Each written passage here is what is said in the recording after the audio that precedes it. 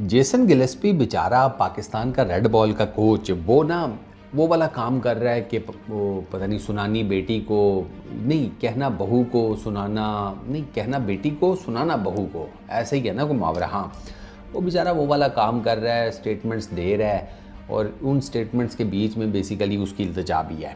अब स्टेटमेंट उसकी क्या है, वो कहता है भाई साहब पाकिस्तान के पास बड़े टैलेंटेड प्लेयर्स हैं, ऐसा मुद्दा नहीं है, अच्छे प्लेयर्स हैं, क्वालिटी प्लेयर्स हैं, इन्हीं प्लेयर्स के ऊपर टीम को ट्रस्ट करना पड़ेगा, इन प्लेयर्स को अच्छी क्रिकेट खेलनी पड़ेगी। इंग्लैंड की टीम इतनी ज़्यादा जिसे कहते हैं थकी भी नहीं है कि आप उसे एवं मुँह उठाकर हराने के लिए घुस जाएं, मतलब आपको मेहनत करनी पड़ेगी। प्लस क्योंकि अब वो ऑस्ट्रेलियन है ना, तो एक वो जिसे कहते हैं क्या उसको कहेंगे, वो टस वो तो है और इंग्लैंड के साथ हैं वो तो आपको पता ही है ना, टसल तो इनकी आपस में चलती रहती है। तो उन्होंने ना अपनी स्टेटमेंट में इंग्लैंड वालों को भी ना एक पोला सा वो लगा दिया टेस्टर कि इंग्लैंड वाले वैसे तो अच्छी क्रिकेट खेलते हैं लेकिन कई मरतबा उनकी जो क्रिकेट खेलने का तरीका है वो बैकफायर भी कर जाता है और वो नहीं भी चलता। और ये बेसबॉल की जो सारी स्ट्रेटजी है उसके बारे में उन्होंने बात की और ही सेड कि यार हमारा चांस है, ऐसी बात नहीं है, पाकिस्तान को बस इस टीम को ना यूनिटी के साथ खेलना पड़ेगा, इंडिविजुअल लेवल के ऊपर नहीं फ़ायदा होगा, इंडिविजुअल परफॉर्मेंसेज हमें नहीं जितवा पाएंगी, हमें एज ए टीम खड़ा होना पड़ेगा और एज ए टीम एक यूनिट बनकर खेलना होगा। बुनियादी तौर पर ये उनकी इल्तिजा है कि अन्नी दियो इन 3 टेस्ट मैचेस में अपने लंगोट कस लो, as a unit Khelo, as a team खेलो, तुम्हारी बड़ी मेहरबानी, कुछ जिसे कहते हैं दीद लिहाज करके कुछ अच्छी क्रिकेट खेल लेना। हाँ बेसिकली तो उन्होंने यही बात किया ना, क्योंकि जेसन गिलेस्पी को है कि इनको वैसी चीज़ें तो पता है, मतलब बैटिंग कैसे करनी है वो बैटर्स को पता है, बॉलिंग कैसे करनी है वो बॉलर्स को पता है, बस चूंकि ये एक यूनिट होकर खेल नहीं पाते इस वजह से कभी इनको बांग्लादेश कूट जाता है, कभी इनको फलाने कूट जाती हैं, कभी कोई और मार जाता है। तो ये सारा मामला है। जहाँ तक बात रह गई कि वो जो उन्होंने सेका लगाया है इंग्लैंड की क्रिकेट टीम को, वो बुनियादी तौर पर जो सेका है ना उसकी रिसेंट मोस्ट एग्जांपल वो इंग्लैंड की सीरीज़ है जो इंग्लैंड खेल कर आया इंडिया के अंदर।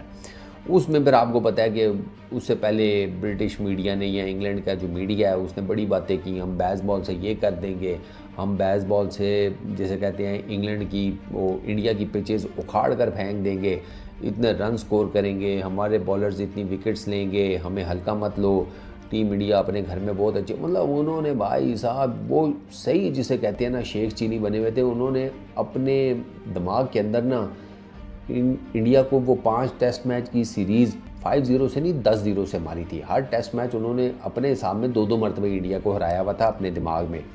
अब जब वो पहला टेस्ट मैच जीती थी इंग्लैंड की टीम तो आपको याद होगा, ओए होए होए होए होए जो इंग्लैंड या इंग्लिश मीडिया पागल हुआ।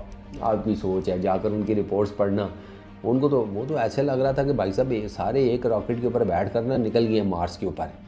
हाँ कि वो पहुंच गए हैं, वो मारे खुशी के मार्स पर लैंड करके अब वहीं पर अपनी बखिया ज़िंदगी गुजारेंगे।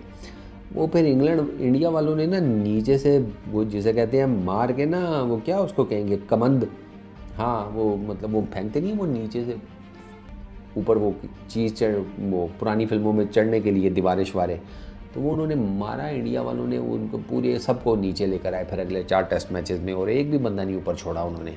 आपको पता ही है उन्होंने वो जिसे समझो कि वो बस लेकर गए थे, खाली बस, वहाँ से ना सबको उसमें ना उन्होंने बिठा कर ना इंडिया वाले वापस ले आए अगले 4 टेस्ट मैचेस में। तो जेसन गिलेस्पी ने बेसिकली उनको ना उधर वो किया है, हिट किया है कि तुम लोग बड़ी बातें कर रहे थे बेसबॉल की और ये वो तुम्हारी स्ट्रैटेजी अगले 4 मैचेस में तो कोई नहीं काम आई। उल्टा वो जसवाल जो है उसने देखा कि अच्छा ये हमें मारेंगे, उसने उनको मारना शुरू कर दिया। अल्टीमेटली वो 700 प्लस रन्स उस 5 टेस्ट मैचेस की सीरीज़ में करके बैठा हुआ था। तो पाकिस्तान की और इंग्लैंड की जो इस टाइम सिचुएशन है ना उसमें अगर देखा जाए तो there is absolutely no doubt कि इंग्लैंड इस टेस्ट सीरीज़ में फेवरेट है, ये फैक्ट है।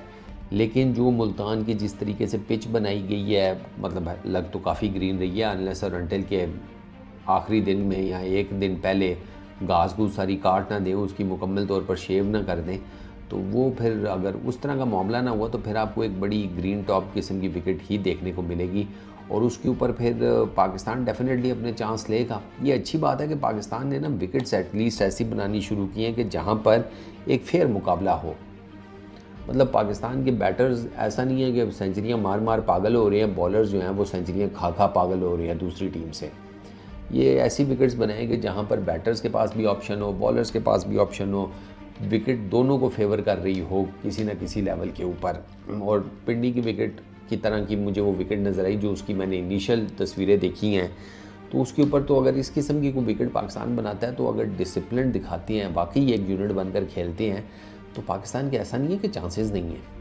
होम सीरीज़ है, ठीक है, मेरा ख्याल है कि कोई काफ़ी टाइम हो गया हम होम सीरीज़ में कोई टेस्ट मैच भी नहीं जीते, 2-3 साल तो हो गए होंगे मेरा ख्याल है। लेकिन यार अगर मेहनत करें तो किया जा सकता है, ऐसा नहीं है कि किए ही नहीं जा सकता, ये इम्पॉसिबल चीज़ हो गई है। पाकिस्तान की टीम के पास टैलेंट है, स्किल सेट है, सारा कुछ है, गेम अवेयरनेस भी है, गेम प्लानिंग भी है। प्रॉब्लम इज़ दिस कि एक यूनिट होकर ये सारी चीज़ें एग्जीक्यूट नहीं कर पाती है टीम, और उसकी वजह से ये मार खाते हैं। और जेसन गिलेस्पी ने भी उसी तरफ इशारा किया कि अगर एक यूनिट बनकर ये सारे काम किए जाएं तो पाकिस्तान की टीम बेहतर खेलती हुई नज़र आएगी अगेंस्ट एनी अपोनेंट्स, क्या फिर इंग्लैंड, क्या साउथ अफ्रीका, क्या ऑस्ट्रेलिया, क्या कोई और। तो अब देखना ये है कि जेसन गिलेस्पी की इस बात से पाकिस्तान की टीम जिसे कहते हैं एग्री करती है या नहीं, या बांग्लादेश वाला मॉडल जो है वो दोबारा रिपीट करेंगे। अच्छा, एक और चीज़ उस जेसन गिलेस्पी ने ये भी कही कि यार मुझे ना इनिशियली इस टीम की कोचिंग करने में प्रॉब्लम हुई थी। मुझे नहीं समझ आ रही है इनिशियली कौन सा टाइम है, क्योंकि जेसन गिलेस्पी तो अभी आए हैं, तो अब नो मे बी एक सीरीज़ के बाद ही उनको लग रहा है कि वो सेटल डाउन हो गए हैं इस टीम के साथ। अगर हो गए हैं तो फिर तो बहुत अच्छी बात है, लेकिन इतनी जल्दी कोई सेटल डाउन होता तो नहीं है वैसे। बट खैर चलो, जेसन गिलेस्पी की बात मान लेते हैं। गिलेस्पी भाई इस टीम के साथ इनके अपने जो हैं वो नहीं कभी ज़्यादा लंबा चल सके, उनको इतनी प्रॉब्लम्स रही हैं। आप तो फिर गोरा पार्टी हैं, आप तो फिर वो मशरिक़ के एक जिसे कहते हैं बर्र आज़म से उठ कर आए हुए हैं। तो आई रियली होप कि आपका जो टेन्योर है वो अच्छा साबित हो पाकिस्तान क्रिकेट टीम के लिए। सीवी तो आपकी स्ट्रॉन्ग है, अब आपकी सीवी को ये हमारे जो हैं शहजादे ये ना जिसे कहते हैं बेड़ा गर्क कर दें आपकी सारी की सारी क्वालिफ़िकेशन का। तो लेट्स सी, जेसन गिलेस्पी तो अपनी तरफ से काफ़ी होपफुल है कि पाकिस्तान की टीम अच्छा खेलेगी अगेंस्ट इंग्लैंड। अब वाकई में ऐसे होता है या नहीं, ये तो सर कल से पता लग जाएगा। इस वीडियो में इतना ही, अपना बहुत ख्याल रखना, नेक्स्ट वीडियो में मुलाकात होगी। Peace out.